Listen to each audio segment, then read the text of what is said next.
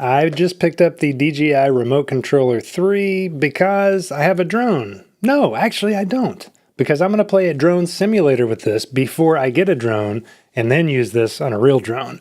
Let me show you what you get in the box here.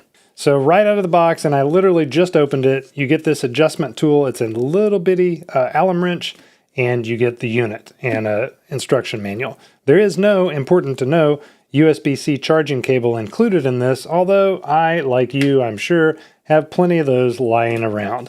Now, to turn it on or to check the battery, you just press this button once. It'll show you the battery charge. You press it once and then hold it down again to turn it all the way on, like this.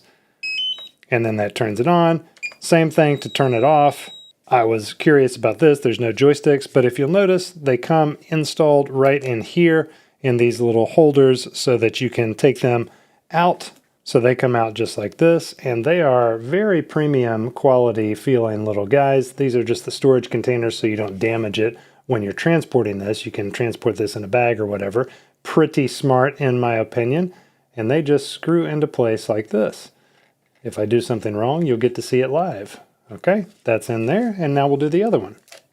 All right, as a lifelong video game player, I'm used to the PlayStation 5 controller more than anything, and right out of the gate, you can tell that this, as I'm sure experienced drone flyers are laughing at me right now, well, and we'll already know, these are super sensitive. So there's a lot of control and some minute movements instead of those regular joysticks if you're a video game player. There's also some more buttons. I guess technically in number, there's not as many as a PlayStation 5 controller, or just as many maybe, but you get this scroll wheel here, you get these shoulder buttons, camera button right there for recording, and then you get this guy that toggles back and forth, same over here.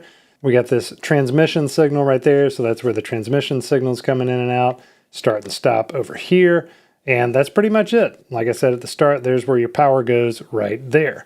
Now, if you want to open up the back of this thing, you can do so, but I'm not going to. Now let's see how this operates using a flight simulator on my computer.